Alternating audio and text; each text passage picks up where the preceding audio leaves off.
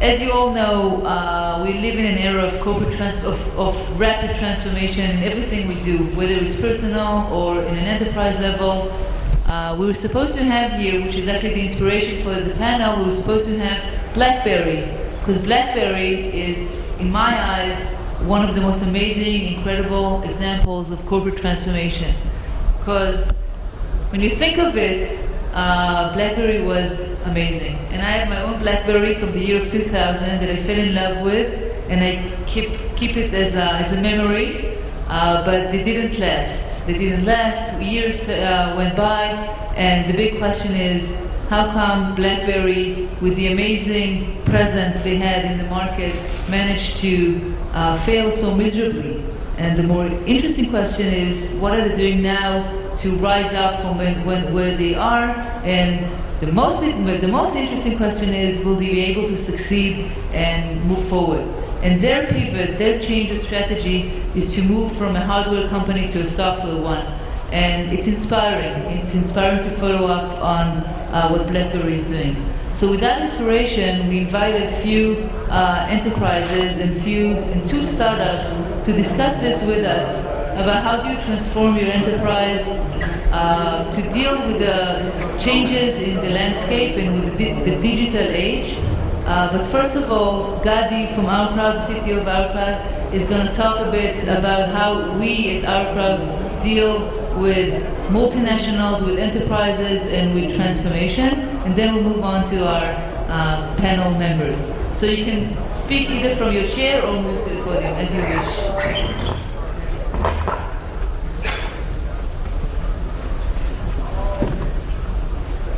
Thanks everyone for coming, especially in this winter weather.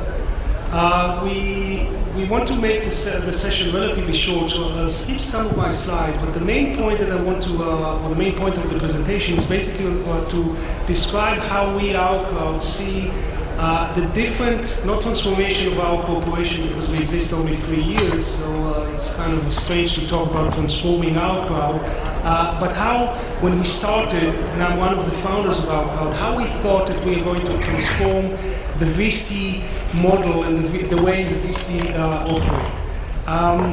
And we didn't call it that way when we started in John's, not garage, but basement 3 years ago. But basically what we are building is a new type of venture capital that we call now network-powered venture capital. Okay, so we operate as a venture capital, but our power comes from the network. And you know that the power of the funding that comes from the network. We fund every one of our 94 startups. Only 5% of the funding came from us. 95 came from the network of investors. We have 11,000 investors now. But I want to talk about two more powers that we are trying to get the network to add to our model, to the transformation of the way VC work. And if you think about VC basically to maximize the returns, they need to get to the best deals. They need to protect the rights throughout the lifetime of the investment. They need to help the company grow, and they need to help the company exit. So getting to the new deals, you need to be engaged with the network. That's number one. You need to be able to make multiple stage investments so that you can catch the good investments when they're young, catch the later investments as they need growth strategy. And we built over the last 3 years different tools to invest in different stages of the startup funding that comes from the network. We fund every one of our 94 startups. Only 5% of the funding came from us. 95 came from the network of investors. We have 11,000 investors now. But I want to talk about two more powers that we are trying to get the network to add to our model, to the transformation of the way VC work. And if you think about VC basically to maximize the returns, they need to get to the best deals. They need to protect the rights throughout the lifetime of the investment. They need to help the company grow, and they need to help the company exit. So getting to the new deals, you need to be engaged with the network. That's number one. You need to be able to make multiple stage investments so that you can catch the good investments when they're young, catch the later investments as they need growth strategy. And we built over the last 3 years different tools to invest in different stages of the startups. You have to protect your rights. The most important ones are the rights of participation, basically the ability to double down on successful investments that you've made. And that's all traditional VC type of things. But when you look at the power of the network, if you basically say we are, again, network-powered venture capital, then basically there are two things that the network can help, not only in funding, but also in terms of building the company. So one is, and you'll see a hackathon about that, which is cloud building. How can we leverage the network and the connections of the 11,000 angels to actually help the company grow? And a few sessions will talk about that. And again, there's going to be an event after lunch, which the first time we'll do live hackathon of crowd building. And the second aspect is how can we build an infrastructure and organization that leverages the network to do business development for our companies. So the investors can do that on their side, but we and some of the top VCs, some of the most active VCs like VC Norwich, basically are saying it's no more silos of one venture capital partner that basically runs and operates 5 VCs. It's an organization that has horizontal functions in it, like what Laly is doing, which basically engage with multinational companies. We have relationships, some are official scouting relationships, some are more like co-marketing relationships with about 40 multinationals. Through those relationships, they get to see through our eyes the scenes in the Israeli high tech, and we get to know exactly what they're looking for. So, and that's the power of the network and the ability to have 94 investments in 3 years, and the fact that we're in this position to basically have a window to the whole scene in Israel is part of the way we're building our new type of, again, network-powered venture capital. And this is basically the basis of this panel and basis of the previous sessions that we had on the main stage, where we asked our partners, multinational partners, to come and share their input as they do with us and see how our startups and how our investors can plug into that future. Thank you.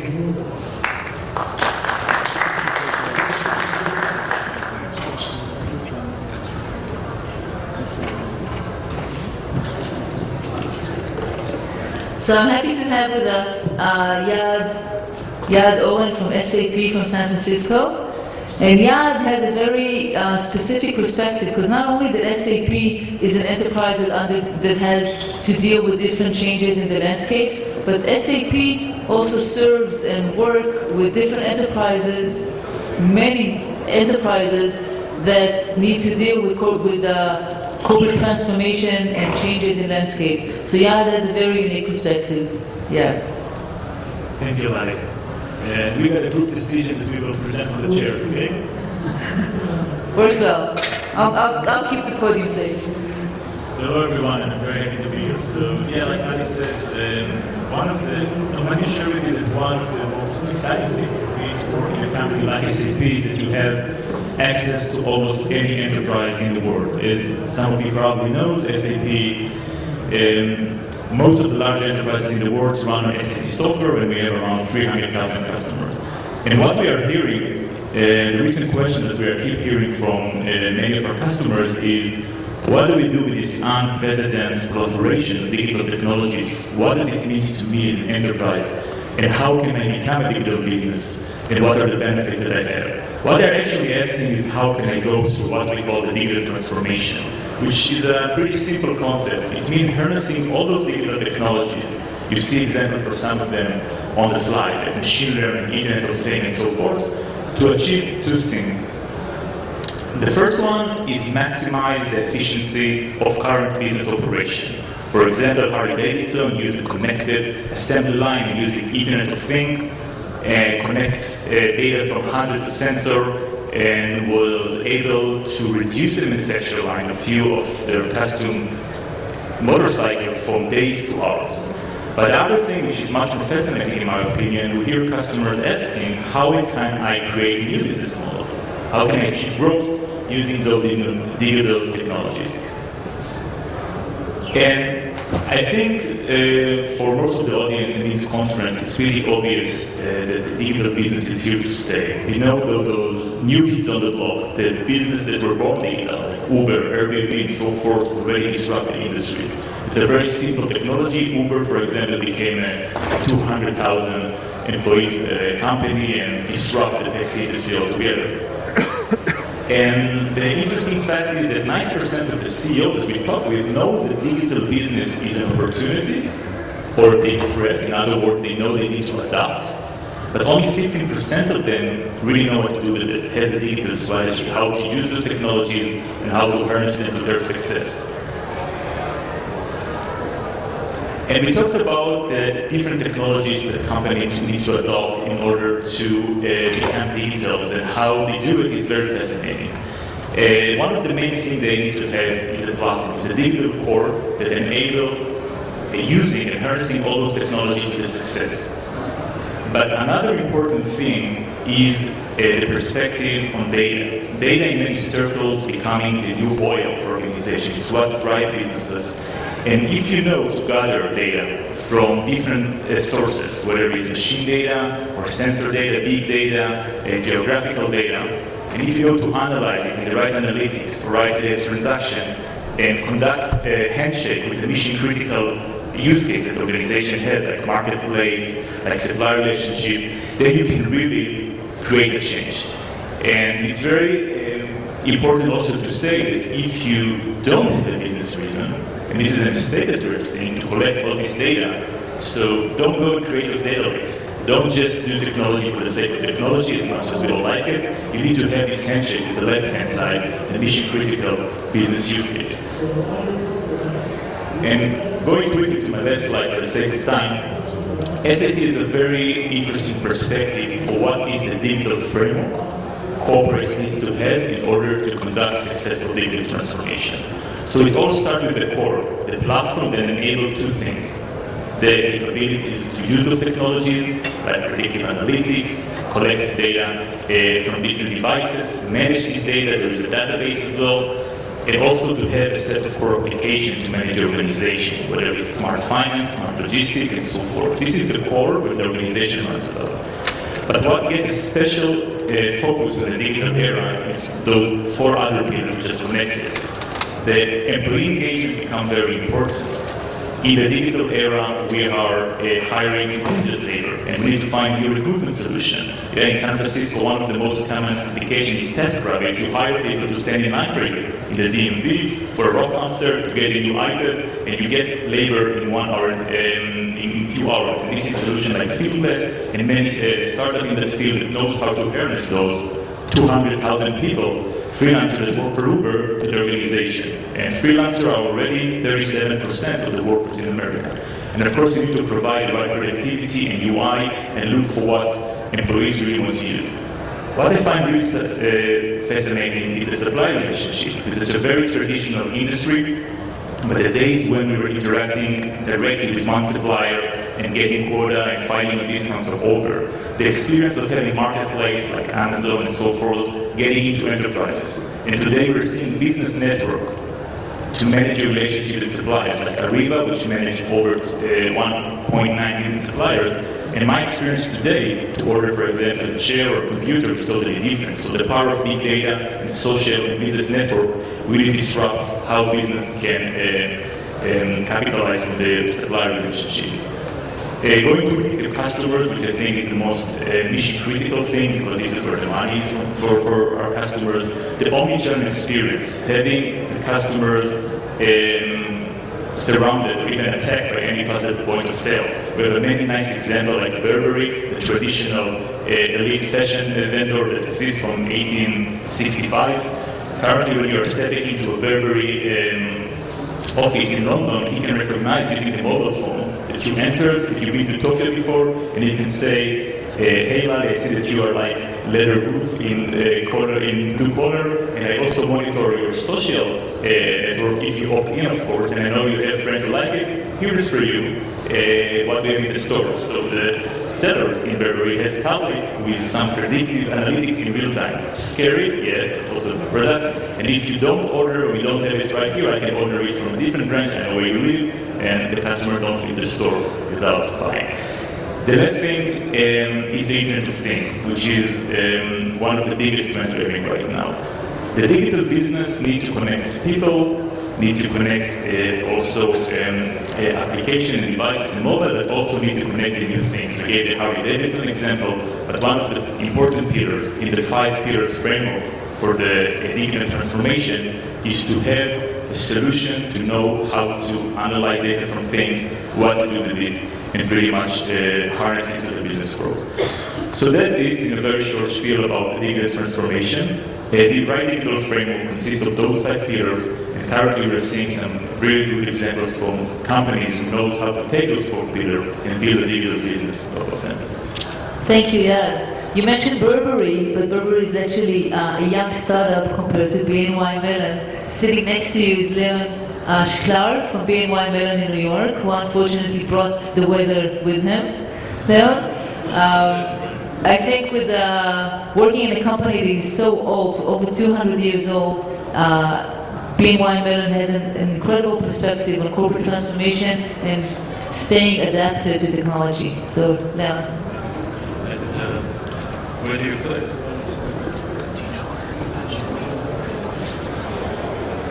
Where do I direct it? A new presentation.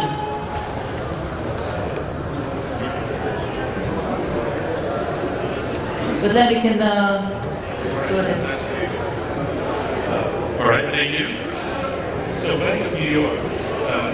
It's pretty scary when you think as to the size of the bank and the size of the assets that we're servicing and managing. We currently have $28.9 trillion of assets under servicing. That's 1/5 of the world economy. That's one bank. And that's a huge challenge. It's a huge opportunity. But you can imagine what kinds of problems we have in moving forward. And until recently, I guess the bank was happy not recognizing the problems, but that time has passed. The bank has grown through acquisitions. Our clients have challenges. We have so many different assets that we're servicing, and we're trying to help our clients. And I was asked to talk fast, so our clients have challenges.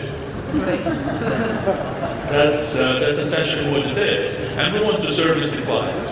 Well, how do we service the clients? You can imagine a bank of our size, the last 30 years, technology acquisitions, business acquisitions, every single acquisition has its own technology stack. You think of any technology stack that you can find in the industry, we have it. Well, you can imagine when you have a situation like this and you want to move forward, everything is hard. Everything is a challenge. So, how do we solve that? About 3 years ago, the bank started a very serious and comprehensive effort to transform itself.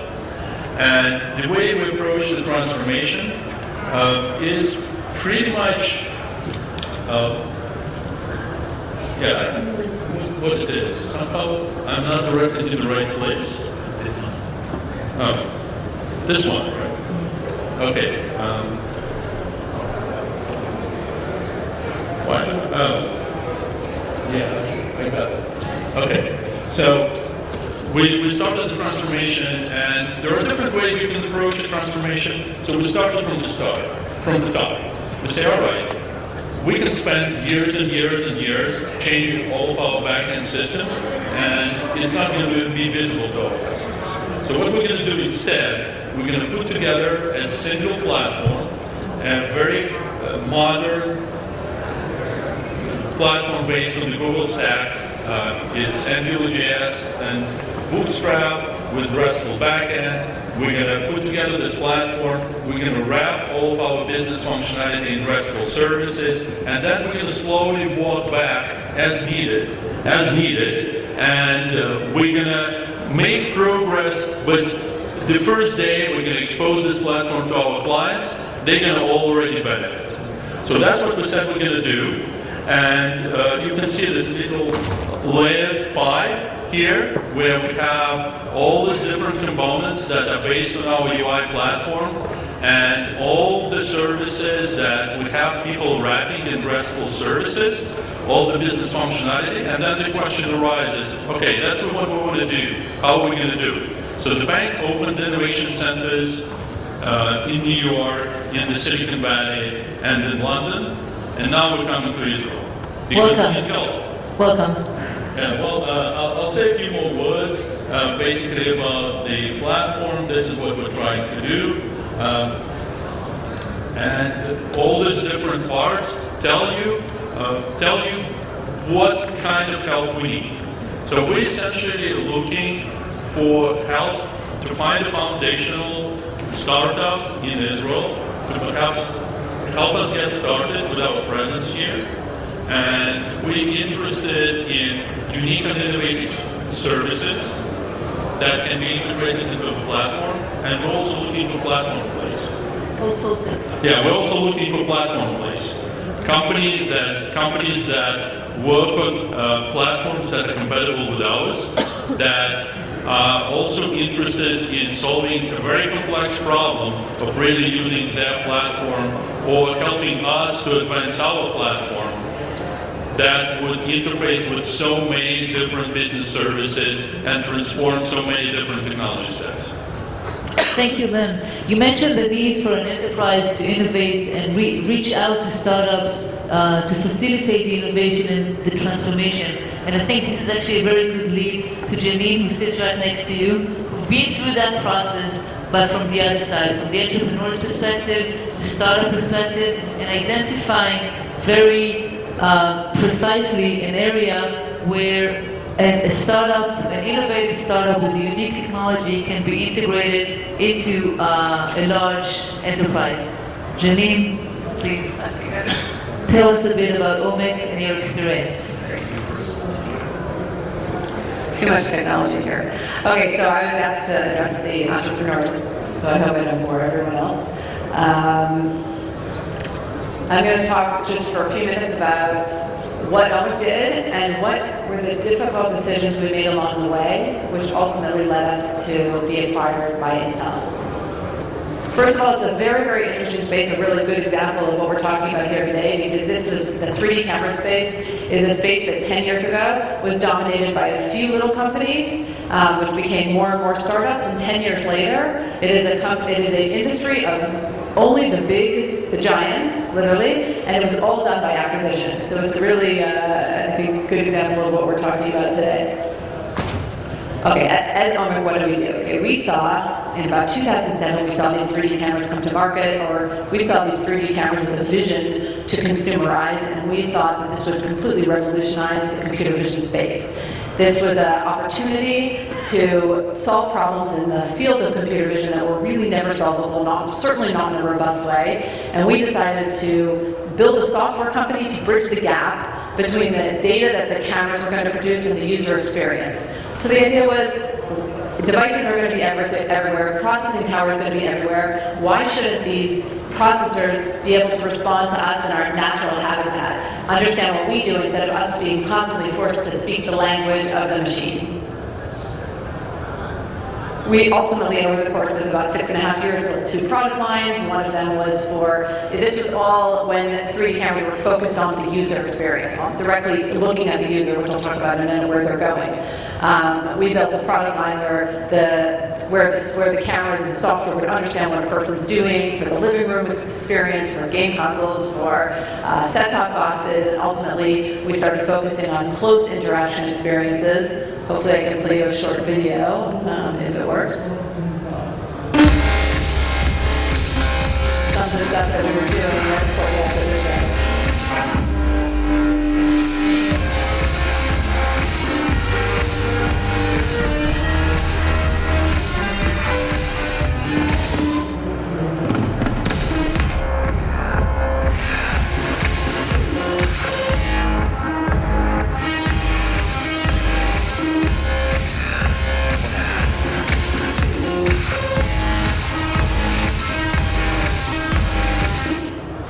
So we built the software, and we really focused also on the user experience side. It was really exciting stuff. But what I wanted to talk about for a few minutes is the tough decisions along the way. There's tremendous, in the life of every entrepreneur, in the life of every startup, there's tremendous pressures against a lot of what you're doing. I'll take a minute to talk about two of them. At one point, 3D cameras very, very early got the excitement of most of the largest companies in the world, Samsung, LG, Panasonic, the processor companies, but there was a challenge to get them integrated into devices, cheap enough price points, low processing power, and a bunch of younger startups also evolved saying, hey, you don't need 3D cameras to do this, you really can do this on conventional web cameras. And the desire to believe them was strong enough to make some deals with these companies. There were several in Israel. And so they got into those devices that we were fighting hard to get into, and the pressure, and started making revenue. And the pressures for us, from our investors and from our partners, was, hey, just try to do this on conventional cameras. They're already out there. We held fast. We believed that it would fail. We believed that we set up because the problems of computer vision in the past were still the problems today, and we held tight and disciplined, and that's what happened. About a year or two later, these revenues plummeted, the user experience wasn't good enough, the robustness wasn't there, and ultimately everybody shifted back and realized, okay, if there's going to be a generational switch in what we do in computer vision, it's going to be on 3D cameras. So it was a tough decision at the time. It comes with a lot of pain and a lot of pressure, but it was a good decision. Just a quick second example. Working with camera companies was critical, and these partnerships are very sensitive. We started working closely with 3DV Systems, who after about a year got acquired by Microsoft. We had to find a different camera partner. We started working with a San Francisco-based company called Kinesta. They also got acquired by Microsoft. The other company in the space, Parnasset, said, no problem, we'd love to work with you. Work exclusively with us.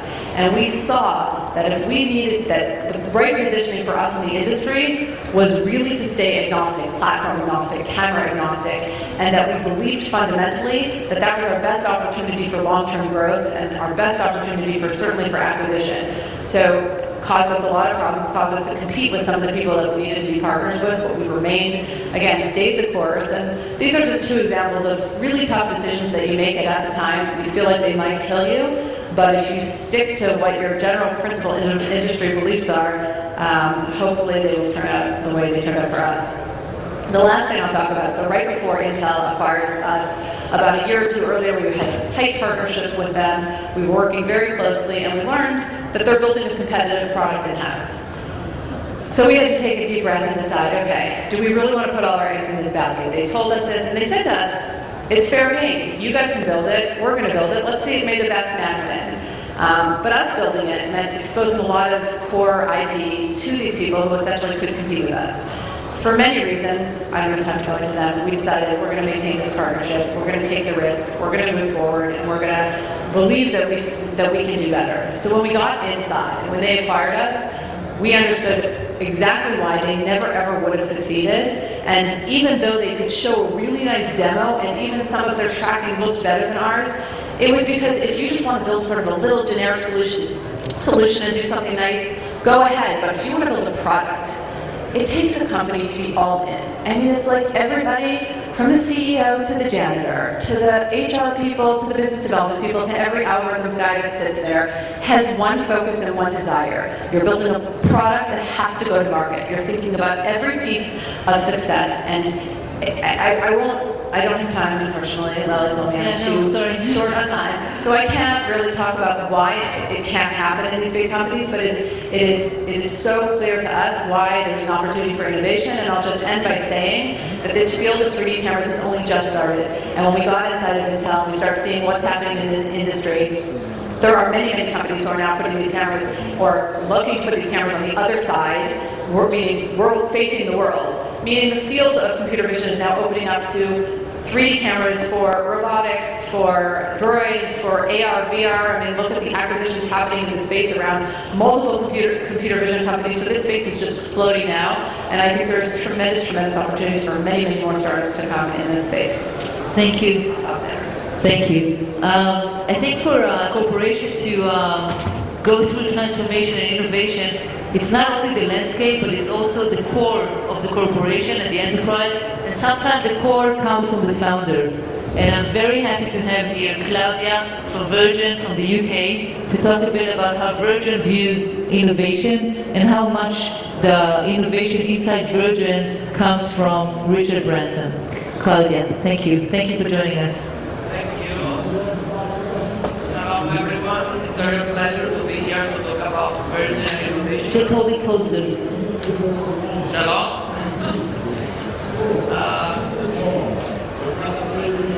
This is not my presentation. 6. Thank you. Okay, let me get started here. So first of all, before diving into the topic for discussion today, I would like to tell you a little bit more about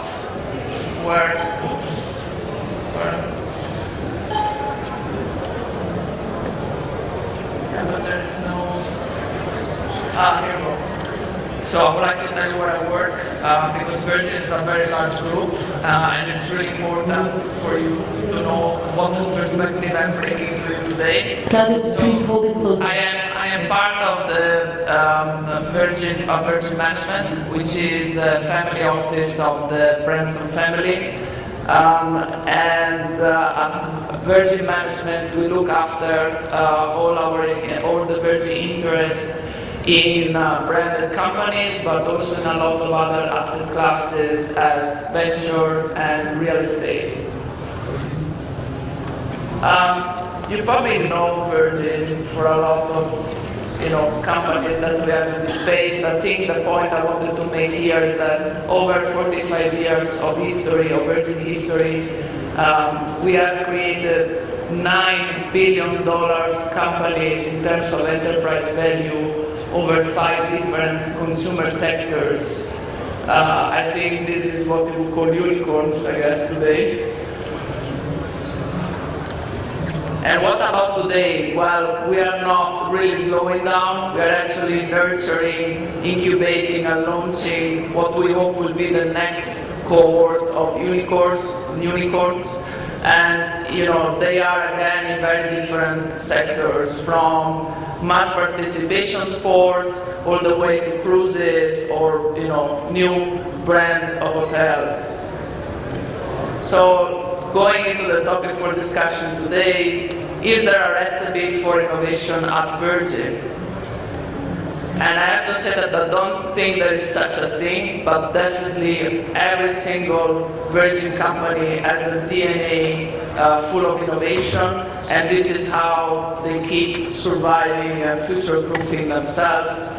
And they act very independently from the family office. Here I just put a couple of examples of that. Virgin Media recently launched an accelerator program in joint venture with Techstars, whereas at the same time Virgin Money launched a lab which wants to collaborate directly with its distributors to come up with new ways to do business. So what do we do at the family office to help all of that? What we try to do is to really bring thought leadership across the group, and we have many initiatives to do that. Here are just some of the digital initiatives across the group. But what I wanted to talk about in particular was our venture capital portfolio. We see our venture capital activities as the forefront of innovation for the group. We have accumulated roughly 35 investments over the past few years. There are several teams in the Virgin branded companies that look for developments within their own sectors, but we also have access to a large deal flow. So how we try to operate is really sharing ideas and opportunities with them and trying to help out their own development. Moreover, I must admit that Richard really loves to interact with entrepreneurs, and this portfolio gives him a chance to meet with some of the brightest minds out there. And I couldn't avoid finishing my presentation with one of my favorite mottos from Richard's. This is one of the mottos that really raise the bar for all of us at Virgin Management, and it's also behind the vision of some of our most recent and daring ventures as OneWeb and Virgin Galactic, of course. Thank you very much, Claudia. Claudia. Thank you. We're going to end with Jonathan Hefter from our New York portfolio company called Neverware. My name is Jonathan Hefter. I'm not very good at sitting still, and we are Neverware. That jerk. And what we're doing is we are creating the first independent cloud operating systems. How many people here have computers that have been old or slow or have gotten viruses? How many people have had phones that have gotten viruses and very, very slow to boot? Obviously, computers have done this much more than phones. That's because phones now run a cloud operating system. And that's part of why computers suck, because they get old, they get slow, and IT spend is in the trillions of dollars. About half of that is to purchase and maintain new devices. But things are changing. Google has created Chrome OS, which is the first cloud operating system for computers. Unfortunately, it's very inflexible, and you have to purchase it on a brand new device. What we've done is we've worked with Google to create Cloud Ready OS. It's the cloud operating system now that can be installed on any machine in the world. So you can go take your computer and suddenly turn it into a fast machine that will never get viruses, that will never slow down, and it will just work. You can go to Neverware.com right now and transform your machine in about 15 minutes. It's been getting great reviews as people have been doing it themselves. It's also been getting used a lot in US K-12. We already have over 200 districts that have been adopting it. 30% of those districts have already ordered more after just 1 month of use. And what we're about to release in a world first is, we've just partnered with Samsung, who's now going to be distributing our software, which is good because we're nerds and we like to just sit there and code stuff. And what we're about to release in the very first in the world is the world's first dual boot Chromebook. Just like an Apple, you can now run OS X and Windows side by side. We have the world's first machine that you can run both Windows and Chrome on the first machine side by side. So you can start off with the Windows computer you have and then transition it to Chrome. We are currently selling to schools, government, corporate, and mobile workforces, especially if you have a CIO of a very large school system or a national school system. We'd love to speak with them. We've been transforming schools in the United States. We'd love to do it for your local school system. That's my email. Thank you so much, and I hope I got it in a few minutes. Thank you, Jonathan.